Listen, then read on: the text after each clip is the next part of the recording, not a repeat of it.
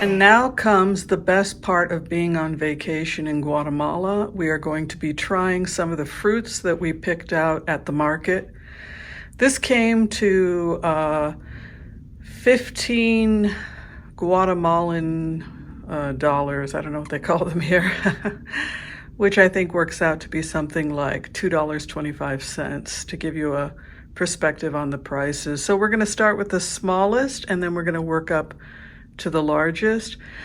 I used Plant Identifier app and it got a couple of things wrong, so hopefully we'll get this right. If I get it wrong, you can go ahead and correct me.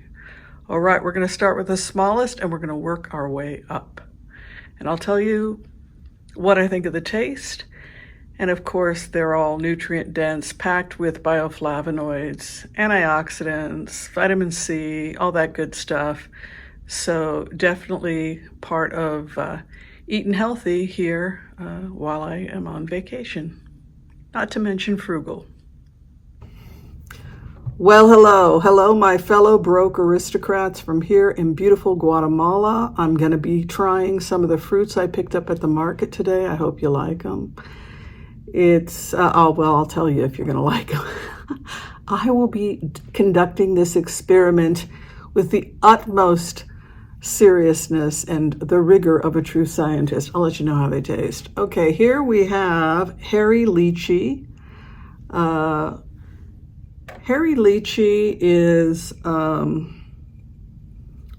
oops, I've got to use a knife here to open this up. So we're opening it up. And when you open up the hairy lychee, it's going to, see, I'm wondering if I can take these seeds back to the United States. Is that illegal? It's going to have this.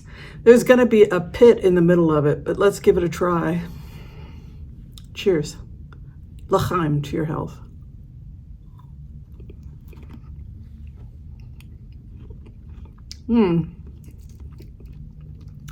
It's sweet.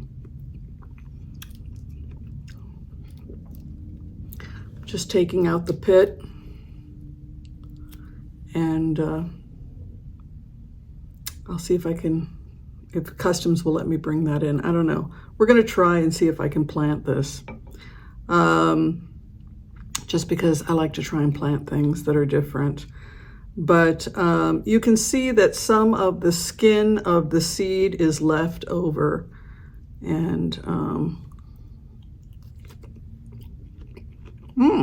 it's good. Nice and nutty. Yummy.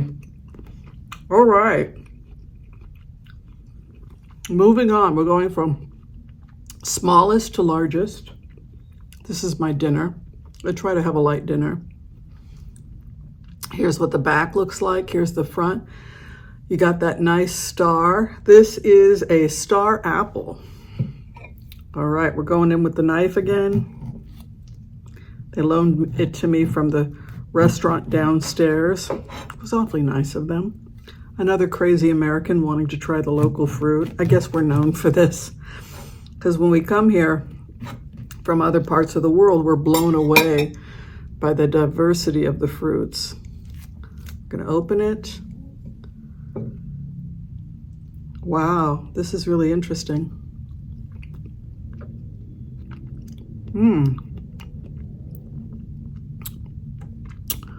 Wow, it's quite tart, the star apple. And you can see the inside. I'm noticing that there's two parts of this. There's the inner part of the star apple. Are we supposed to be eating this or is this the pit? I don't know. I don't know what I'm doing. I don't feel there's a seed. I expected there to be a seed. I wonder if I can eat this part. You can't. Okay, do not eat the rind. It is very bitter. Don't do that. You see, this is how we learn right from wrong. It hurts or it tastes bad, and then you think, I'm not going to do that again. Yeah, I was hoping that there would be some seeds in here that this middle part would give me a seed, but it really is not in the star apple.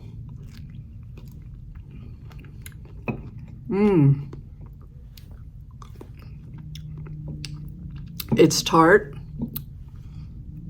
Of course, if you have a history of food allergies, you want to be careful because you don't know what the effect is going to be. All right, what's the next thing on the list? Is the guava. This better be the guava. All right, there you have. To identify it, here is a guava. You know, when I lived in Israel, we did occasionally get guavas. They have a very strong smell to them. Is this a guava? Yes, this is a guava. Guava has a very distinct flavor to it. Very perfumery, perfume-like. I'm not a huge fan.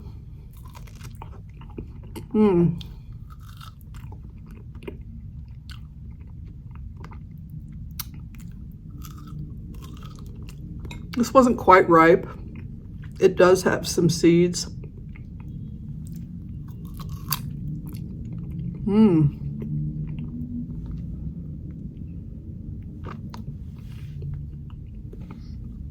That will go in my seed collection. I doubt any of this is going to grow in the United States in Portland, Oregon.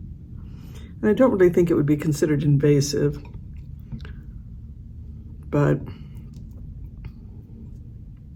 you never know. You have to check with customs.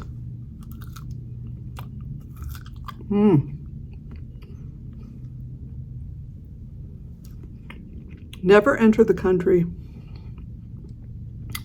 if you've got something like this, be honest. You know, you don't want to break rules when it comes to invasive species. But I really don't think this would be bringing in bugs. I don't think the seed would be a high risk for bugs, and I don't think any of this constitutes invasive.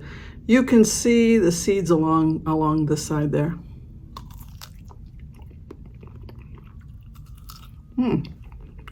All right.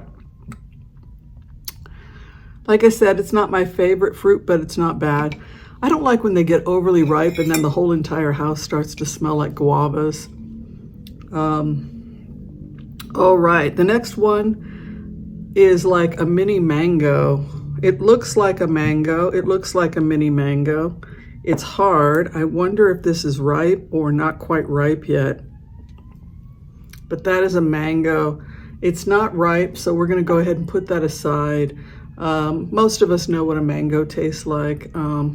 That's a mini mango. We're going to just let that ripen a bit. Okay, the next on the list is prickly pear. This is another fruit that I'm familiar with from Israel. They grow quite a bit in Israel. It comes from, or excuse me, this is the prickly cactus. What are we calling it? Prickly pear, prickly cactus. Look, it's cactus fruit, all right, folks? Sabra is what it's called in Hebrew. It's prickly on the outside and sweet on the inside. That's what we say about the sabra. Look how pretty it is on the inside. Isn't that pretty? And this is a succulent. And you can peel it off the side here, like that. Remember, I spent only $2.25 for this fruit dinner.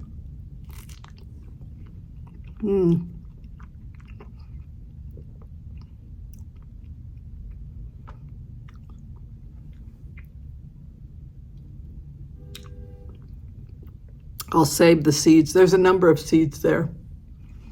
Cactuses tend to grow really slowly, but they do produce a beautiful fruit.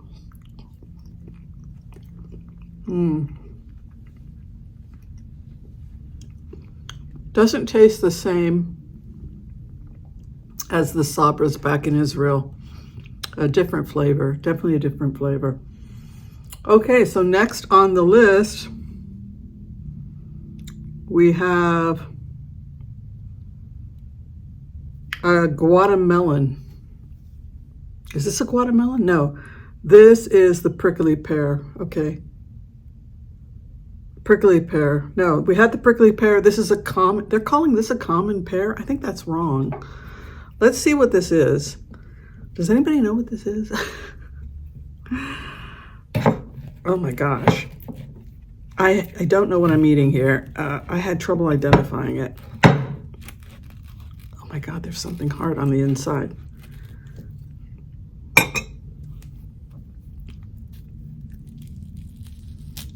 That is definitely not a pear. Look at that.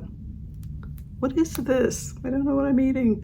Anybody from Guatemala can tell me what I'm eating right now. Okay. We don't want to make the mistake of eating the rind like we did when we tried the star apple.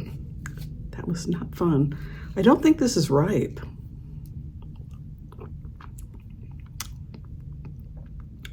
This is very delicious. Whatever this is, it's really delicious. It's like a melon. I think that what we have here is some type of a melon. I think it's a sweet Guatemalan melon.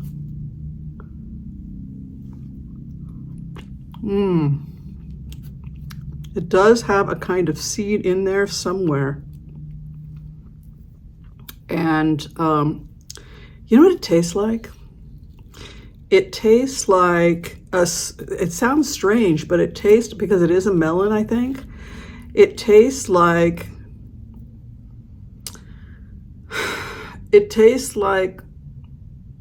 sweet pumpkin. Yeah, it tastes like a pumpkin that's sweet. And it does have seeds, which I think is really cool. Right in the middle here, you can see, you can pull out some kind of a seed that I think would be, that I might be able to wash off and preserve. I'm actually enjoying this. This is a type of Guatemalan melon, sweet melon. Again, I don't know the name of this, but I like it. And I'm going to wash off the seed, and again, perhaps I will be able to grow that, and it just has a really nice flavor. Definitely recommend giving it a try. I'm trying to eat daintily for all of you. All right, I'm excited. We're moving on here. Now this is the Guatemalan melon. So this is definitely a melon. I'm gonna slice this on my left over here. Ooh, let's hope I've got the right knife for it. Ah.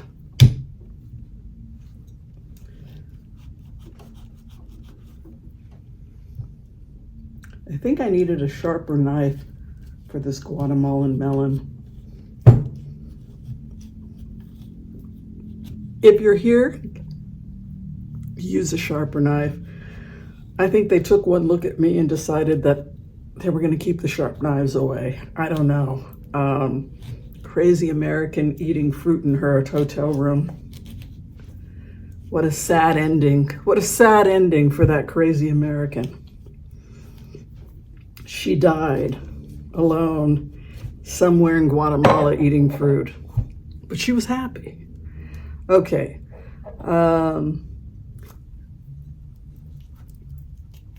Jeez Louise, this thing does not want to, it's got like a really hard center. So maybe you have to slice it in a couple different ways. Man, do I need to wash my hands after this.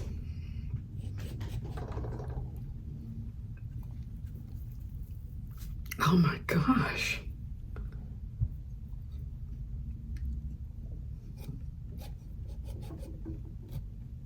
It just does not want to open. I gotta wash my hands. I'm just gonna drop this camera down a little lower so you guys can see what I'm doing, but oh my goodness. Some of these fruits are fighting, they're resisting being eaten.